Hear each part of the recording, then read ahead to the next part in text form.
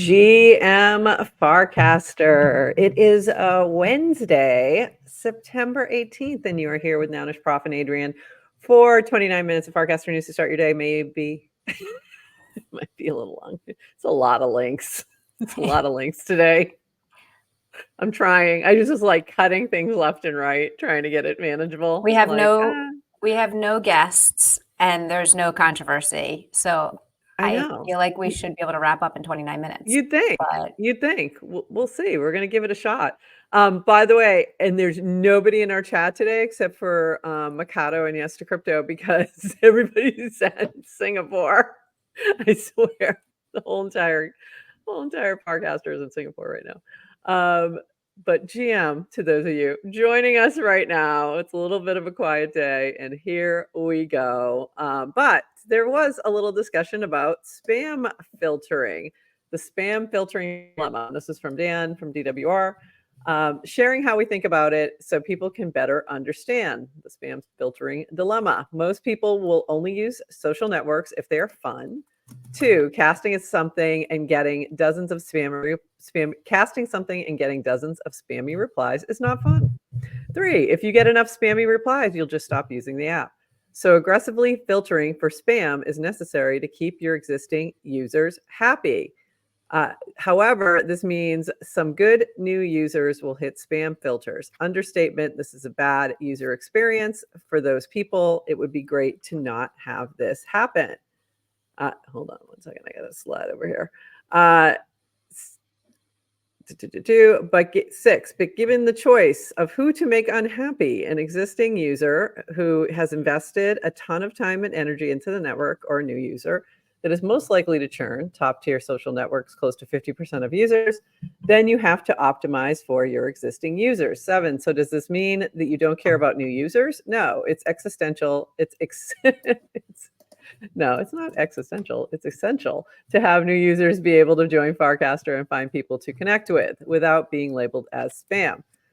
So here's what we're going to do to improve this new good users aren't mislabeled as spam. Continually refine the spam model by identifying incorrectly labeled people. That feeds back into the model and makes it better.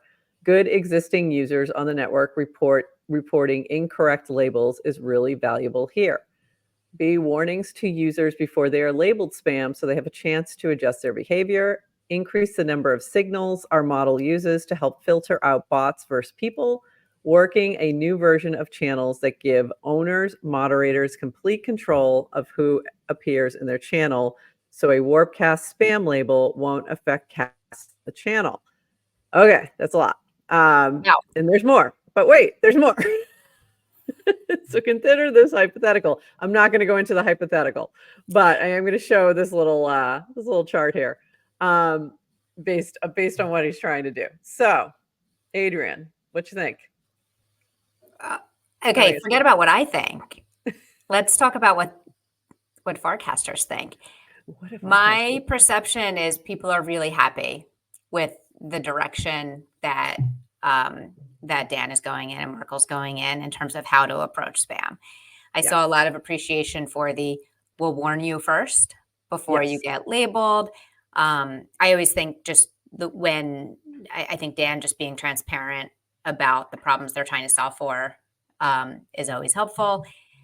Love that last thing that he wrote, which is kind of buried after many, many words of channels. So you might not have gotten there, but what he said about channels is like the vision being we're going to give channel owners so much control over what happens in a channel. So combined with what he said about investing in the channel experience. So you can, if you're not happy, create a channel, create your own cozy corner, and you can kind of have more control over what appears. And I think that's really, I think that'll satisfy a lot of people. I think that's my biggest issue right now in terms of spam is not having a good, easy way to control what is obvious bot AI spam in a channel.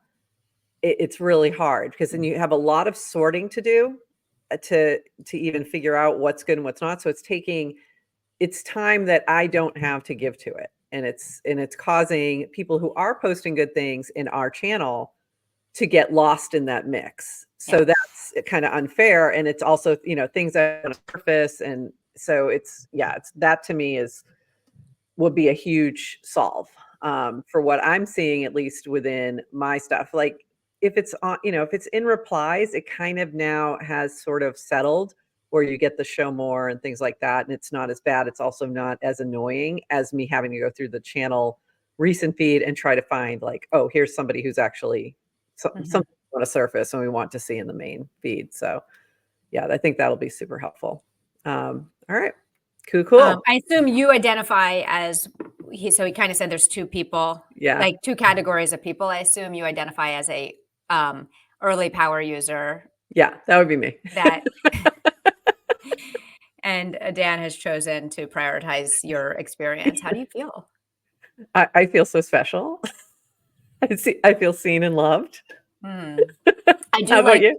Yeah, I mean, I think he's balanced. He's from a business perspective. It doesn't matter what business it is. It is cheaper and easier to keep an existing customer, or in this case, user of the platform, than it is to acquire a new one. Like that's just flat out, straight up business. So it's not like he's saying, I really like these people and I want to make them happy, because does that sound like Dan? Does that sound like Dan at all? No. He's looking at this from a business perspective. It is easier and cheaper to keep existing users than it is to acquire new ones. So, I mean, it makes sense that you're going to keep those people happy. But it is, it's funny. I don't know. I think he's saying you have interesting content. He could be saying that too. We have interesting content. Well, we know that. We know we're interesting. Also, and also shout out Jason. We missed you in the chat. Welcome. Hey, welcome. Good to see you again. And there's a guy named Al. There's a guy named Al in the chat. I love that guy named Al. I also he has a twin named Lynx, who's pretty cool too. Who's a triplet named Monkey D Lynx. So Jason said warnings are good, but it's starting to feel like Dan is taking an Elon approach to running a social network, and I think it can come off polarizing, to which I would say 100%, but I would also say all social networks take on the characteristics of their founder, leader, etc. Balaji tweeted this like 2 years ago. I remember like recasting it, and I was like, oh, right, because why does Twitter feel different when it's under Elon versus someone else? You have Zuck's, Meta, whatever. So I'm going to say it again, but this is why I care so much about Farcaster, is because there's really no one person I can ever imagine wanting to be like, who's going to be perfect. Right. So the best thing we can do is make Farcaster so successful that we have many Dans. Yeah, that we have many different clients that are popular. Clients, that's what I meant to say. Yeah, I know what you meant. I know you meant by Dans. I just thought I'd clarify for the audience in case they're like, she said wrong word. No. Yeah, and by the way, I'm not going to comment on this because there's too much news to talk about. But Al saying Dan was always taking the Elon approach. There's a lot of discussion on the feed right now about comparing Dan and Elon. And I think it's Elon's not super popular right now amongst everybody. He's quite the polarizing figure. Everybody's mad at Elon. He does it to himself. True. I mean, he could be so loved if only. And I think there was there was a chat back and forth with Keccers, and I did not pull that particular one with Dan, and he did clarify, hey, it doesn't mean, I agree with everything. So there's nuance. There's nuance there. Yeah. Luckily this isn't an Elon show, but I do want to read the Walter Isaacson 800,000 page book on Elon, and it's really good, and it does paint a very complex picture. But it's, my deep breath was, it's suddenly on a reading list for me. I'll explain in a minute. And I went, I think I have certain chapters I have to read, so it's okay. I did want to mention that Dan dropped all of his casts into this paragraph post to make it easier regarding the spam filtering dilemma. And I thought that was a great way to put that in there. For me, not as great of a reading experience as it is just reading the cast, but having it all in one place is a great idea. So thanks for that, Dan. this from Jacob. Did someone say, this is JRF, I should say. Did someone say mini apps? Well, I created a no-code AI app to build Farcaster AI mini apps. The simplest way to get started building with AI on Farcaster. I'm creating a hyper sub, and I'd also like some people to test it out. So like, reply, and recast if you're interested. So if you've been wanting to build a mini app, you have a good idea, go check this out. This is cool. I'm excited to see what people build, as usual. The big news right now is that everybody's in Singapore. Like everybody, literally everybody. Everybody but me and Adrian. The rest of y'all are in Singapore. The base community is gearing up for Token 2049 this week in Singapore. If you're there, capture your favorite moments. If you aren't, create a video showing how the base community thrives in your local community. So we can create a video saying how we're not at Singapore. Post it on TikTok, Instagram, YouTube, or X, and share the link in the base creators channel between September 17th and 24th for a chance to win a share of a 1 ETH prize pool via rounds. So based Singapore by rounds. Go check this out. But also, if you're not in Singapore, you can show your FOMO and do something within your own community. And there you go. So that was pretty cool. Could probably just screenshot the show right now. Just like screenshot us. This is what you're doing. Your local community is Farcaster, which actually is a location, and it's the location of our business. I put it on our partnership agreement. Can I screenshot that and cast that? I don't know if you ever did. I don't know. Can I? Did we? Yes, of course. No, okay, I'm going to do that today. Yeah. But if you screenshot this right now and point to that little powered by base in our tag, and then post it on, I don't know how to pronounce this, TikTok. I never heard of that. TikTok. Yeah, you've never heard of that platform. Yeah. I don't know these other words, Instagram, YouTube, or X. So if you're familiar with those things post them there and you can win money. What's that X thing? I've never heard of that. Is it like Twitter? It's Twitter. Oh, it's like Twitter. Okay. Formerly known as Twitter. Twitter clone? Okay. My students in class kept calling it, they're like, it's X. I'm like, no, I will never call it that. And if you want a good grade, you won't either. No, just kidding. Just kidding. All right. And in Singapore, FarCon Asia is happening. We know some of these people looking happy and enjoying themselves in Singapore. And it looks like an amazing, amazing event. Some of our friends were there speaking on this stage about the creator economy. Shout out Gregarious there. We see you. Cyber Shakti, I think, was supposed to be there and didn't make it, which just makes me sad. And then LX Lee, who is one of the founders of FarCon Asia, along with the Jam team, and on the stage moderating there. So incredible group, and I'm sad that I missed that, but looks like it's amazing.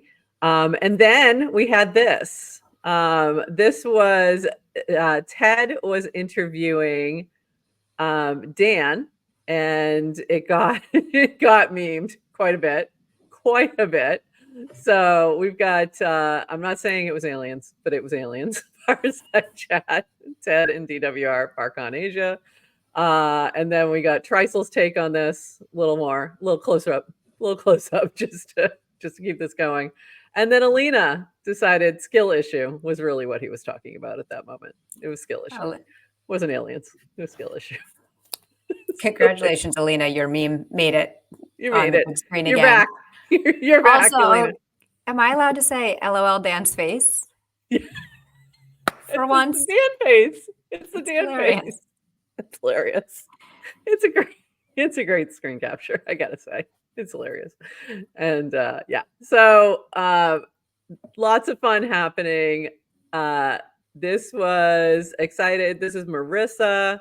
Excited to be at FarCon Asia and hear Jesse Pollock speak about how crypto will grow faster than the internet grew. The internet required hardware, whereas crypto only requires the same computers, phones we already have. So here's the room where it's happening, FarCon Asia, with Jesse zooming in to chat with the folks. So amazing. Looks like so much fun. And then this was the team. This is LX Lee. Why isn't this popping up for me? This is annoying. Well, it's a cute little motion cam with our friend Justin on, and I was going to show it, but it's because we're so early and nothing works sometimes. And nothing works. Sometimes things just don't work right. Yeah, this little frame in bed is not working right on here, and I don't know why. Anyway, go check it out. And if you couldn't get to Singapore, but you can get to New York, go join the this community gathering of builders who are passionate about Base and Farcaster. This is Far IRL New York on October 1st. Coffee meetup connecting the Base community and organized by Snickerdoodle, GM Farcaster, Icebreaker, Unofficial, Lasertech, Hellbon, and Sushi. So go check this out. Adrian's going to be there. So put this on your calendar now because it is going to be fun and I'm going to have FOMO. Okay. So why I said I was going to be reading that book. This is more reading assignments than I had in law school. I'm just going to say. So Silicon Valley Canon is now 75% full and the quality of participants in the course is top notch. If you're interested, you can still grab, no, you can't because they're all gone now. But this is a course that Phil has put together that looks at all the different Silicon Valley writings and puts them all together to talk about different topics. And it's a 6-week course he's doing. I haven't seen anyone do this yet within Farcaster. Create a course, doing a subscription using Hypersub, sort of this whole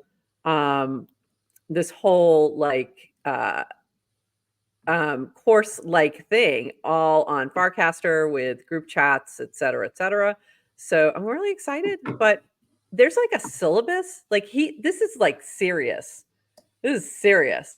Like there's a syllabus, there's a huge reading list. Like I'm already overwhelmed just looking at it. I always thought there's an episode of Friends where like Phoebe is going to take a class at the new school and Rachel goes along and she's like, I already read that in high school. And she's like, that's kind of where my head was at with this. Like, oh, it's going to be fun. And then it's like, oh no, this is like serious. I have like homework and I'm excited though. It's fun. How long does it run for? 6 weeks. I tried to get you in really quick. I was like, hey, have you jumped in this thing? But I think it was gone before I even sent it. Because I think I was number 49 in this group. So it was closed pretty quick. But it should be really cool. It's very interesting. The topics are very interesting. And I'm excited. So I'm excited to give this a read. It's going to be fun, but there's a lot of work. There are 2 movies that have been assigned. I'm starting there. I've already seen one of them. So what are the movies? Like The Social Network and Oppenheimer. Oh, nice. So I'm not going to tell you which one I haven't seen. You can figure it out. Okay. You can tell which one I've seen multiple times and can quote. And then there's Oppenheimer. So that's what I'll be doing. So speaking of words and reading, Keccers knows words. I know words, although several people have beat my score now. The best one I saw on this test was 30K. So 29,835. That's pretty darn good. And I think Phil, now that I think about it, was the only one I've seen that had a better score than Keccers. So my score was very similar to yours. I did not post it. So I was like, that's not good enough. And I'm very disappointed in myself. I'm very happy. Yeah, I felt like it was important to post scores that did not put me in the top 0.1%. Yeah, I was unhappy with that. I could not. I know it's not my worth and blah, blah, blah, but I was like, I am so disappointed in myself. I should have done better. So Sam, I feel you. Sam said, I'm going to be honest. I took the word quiz, but my brain could not pay attention that long. So I feel you 100%. Moving on. This was really cool, by the way. So Cassie was commenting on Murtaza's post. It is no longer just breaking news for crypto that happens here. Murtaza had confirmed what had happened in the bombing yesterday in Lebanon, and it was that there was a network of beepers, and they were set off. And he was commenting about a couple possibilities as to why this happened now. And then he confirmed that it was number 2. So I thought that was really interesting to see that kind of all play out, and that he was dropping news in his channel as he was getting it while he was sharing it on other, news platforms. So that is pretty freaking cool. So good to see. You just doxed yourself as a Gen X because you said beeper. I did. I know what it is. The kids might not know what a beeper is. It's a beeper. I mean, it's because pagers used to beep. Pagers. Pager. Is it called a pager? I don't know. I called it a beeper. So anyway, but in weird news, Murtaza is now off the reward list. He didn't make it. We're down to 5. I think he was too busy actually investigating news yesterday. Could be it. Oh, are you saying being on the list is an anti-signal? It might be. No. It might be. So we have 5 left. The Curious Hermit, Trisel, 6, Keccers, and Ted. And I so would have killed it in the bracket that does not exist. I'd still be hanging in there as Keccers. No question. So I'm disappointed that there is no bracket because money. Meanwhile, back in Singapore, and I meant to show this with the sound on, but you can go check this out. Ted, if you're not following Ted right now, you really need to go check out her channel. If you want to see what's going on at Token 2049 and FarCon Asia, go check out her feed because she is bringing it, and she's showing the whole entire floor of Token 49. She can't. If anyone does know what's going on with the llama, please drop a note in there because I suggested DeFi llama as a possibility. It is not DeFi llama, so we don't know what's going on with that llama. So if you know, go let her know on the cast. Does Llama Facts weighed in? Llama, you know what? Go tag Llama Facts. That's a great idea. I haven't seen Llama Facts around much. I guess this would not be a place where horse facts might come in handy. I don't think. No, horses don't know anything about llamas. You got to go straight to Llama Facts. Got to go straight to Llama Facts. This was really cool to see. So Yester Crypto won an opportunity to host the premiere of Vitalik and Ethereum Story in his town of Austin, Texas, and it looked like an amazing night. So congrats on that, and congrats to Linda and the Ethereum film team. The day is finally here, and the film has launched there's a number of theater premieres happening today as well as yesterday. So look for that. There might be one near you. So very exciting, and I'm excited to watch this when it becomes available online. Go check out ethereumfilm.xyz for more information, and very, very cool. Also,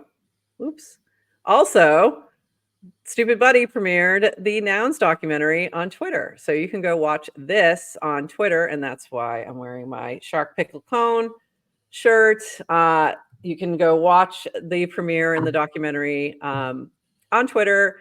And I need to talk to the team and see if we can just do a watch party, because I'd love to do a watch party with this and get some of the people who are in the documentary in the chat. And one of those people would be me.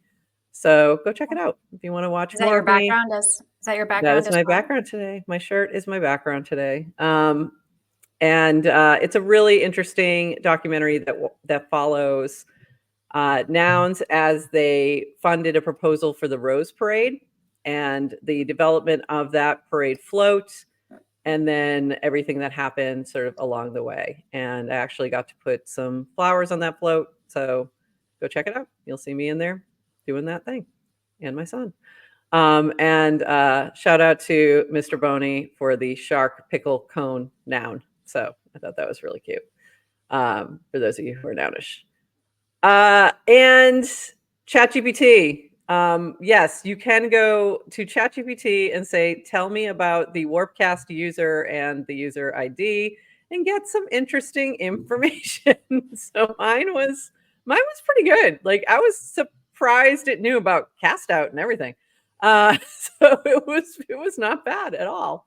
And it knew that I co-hosted with you. So that was pretty good. Where we cover a variety of topics such as app launches, protocol updates, and even the latest memes in the ecosystem. All right. I love it. So that was pretty fun. And you had yours as well. Which was also good. It knew more variety about you, but also it knew I'm surprised it picked up the power of the genius. Right? Like that was really cool. That was very, very cool. But It's my favorite, great for fake credentials, because like you can write a blog post and then all of a sudden ChatGPT will make it seem like you're credentialed, like you actually published something worthwhile. what are you doing? Were you just giving people hints and ideas of like how to defraud people? Totally. It sounds like I sound way too official in my Warpcast, my OpenAI description. It didn't even say anything about DevOps, which makes me think I'm probably I might have moved on. I need to cast more about my weird obsession with DevOps. I think if there was more from Twitter, maybe you would have, but it was because it was focusing on Warpcast. Yeah, because you don't talk about DevOps that much on Warpcast. Used to. Yeah, that's true. Then maybe I started this show and then I just now only talk about Farcaster on Farcaster. All about Farcaster on Farcaster. But this was my favorite. If you're unhappy with Warpcast and want a more tailored browsing experience on Farcaster, might I suggest you check out Dan's Warpcast Reader, built by Dan Romero. Because apparently DWR stands for Dan's Warpcast Reader. I didn't know this. This is very exciting, which is an app built by Dan Romero, co-founder of Farcaster. It's one of the various apps in the Farcaster ecosystem. This is when it went on full hallucination mode. I love the end. What are your thoughts on it? Do you use DWR yourself? Dan's Warpcast Reader. By the way, what a great name for a client too. That there's an opportunity for another client, and this is it. Absolutely. So funny. That was my favorite part by far. I do have one more thing to show, but we are definitely going to need audio on this one. So I got to tee it up a little differently. Because I don't know if you saw this, but we've got to watch this one. It was interesting. A little something else coming from Singapore, and I'm not sure what is happening here, but we need to watch this. So 1 second. Let me see if I can get it going. Hold on. We need this one full screen, and we need some audio. So hold on 1 second. Here we go.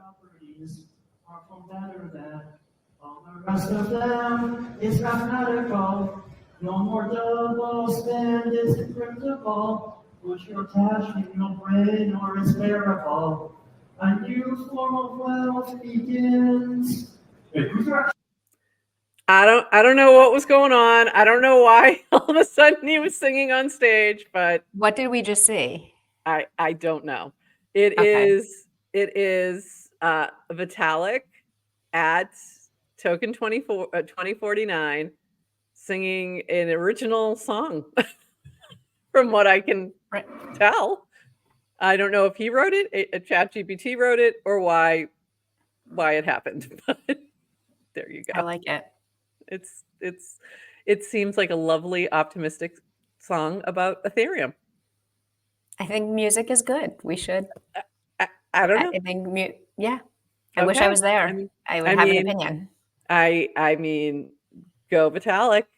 This might be your rock star arc. I don't know what's happening here. But exciting things. So with that, everyone, it is 29 minutes. Come on. We did it. We did it today. So thank you, everyone. And thank you to Base, our premier partner on Wednesdays. And if you are at Token 2049, go find Base, go find the Base team, see what they're up to. And also, I hope all you Farcasters had fun at FarCon Asia and have a great time. It's in Singapore. We're having some FOMO. And with that, everybody, anything I missed before we head out? Do you know what my background is? Does anyone know Oh what my yeah. background is? Did I not show that? Did I not? It pull wasn't that one? shown. So I'm curious if people know what the background is. Oh, I do have it. Oh, it was so cute. Last night, by the way, Bricks Bounty, I think is it Bricks Bounty or Bricks Bounty Farm, casted that they had never seen us on video. They only hear us on Spotify, like on audio Oh. only, I think Spotify podcasts. So when I posted a clip, I posted a 13-second clip. And he's like, "Oh, nice to see your backgrounds are fun." And I was like, "Wait, if you're not seeing our backgrounds, it's like the most fun because we change them every show and we steal your content. We steal the best content on Farcaster and make it our background." So this is a photo from Eric. Purple Hour on the Purple app. Beautiful. Who posts a ton of great photography. And I thought this was just totally stunning and kind of perfect. So thank you for my background. And also kind of matches my shirt. Ooh, nice. Which I'm prepping, and I think links had to go, but I'm prepping for karaoke, which is a Keccers purpley orangey shirt. Perfect. She's ready. She's ready for very karaoke. Purple today. Very purple. Love it. Yeah, this is beautiful. I can't believe I almost forgot to show this. It's so stunning. So we had to make sure. We actually had it on our list for Monday. Things got too busy. So I pulled it. I'm like, we have to show this. This can't go into the other links pile. It just can't. It has to be shown. So by the way, also, if you're listening, we put all of our links in the show notes that we show on screen. So if you are only listening and want to go back and see something that we've shown on the screen, you can go into the links and find them there. And we also have a section that is things we didn't get to. And there's always some good gems hanging out in there. So go check those out as well. And with that, anything else? Tomorrow, we'll be back tomorrow. We have a paragraph that compiles all of our shows every week. So there's links too. So just subscribe there in frame. And we're back tomorrow. We're back tomorrow instead of Friday. So we will be back tomorrow morning with more Farcaster news to start your day. And also, before we go, I do want to shout out, who do we have on next week? Next week will be on Monday, Wednesday, Friday, we have right? so many guests coming up. Yeah, let's give a preview because it's pretty big. It's pretty big next week. Go ahead, give a preview. All right. So our lineup next week, we have Dina from Boys Club coming on Wednesday to come hang out. Exact time TBD. Exciting. I think it may be our normal time, maybe a little later. But we are going to talk to Dina all about Farcaster growth and marketing and what Farcaster, we're going to grade Merkle on how well they're doing with marketing and outreach. And talk about that. And then on Friday, we are having Naomi at AfroChicks, our favorite Olympian and athlete, on-chain athlete, coming to hang out as well. So super excited. Very exciting. Very, very exciting. So that's going to be next week. It's going to be amazing. We'll be talking more about that tomorrow. So we will see you tomorrow, 8:30 a.m. Eastern. And with that, everyone, bye-bye.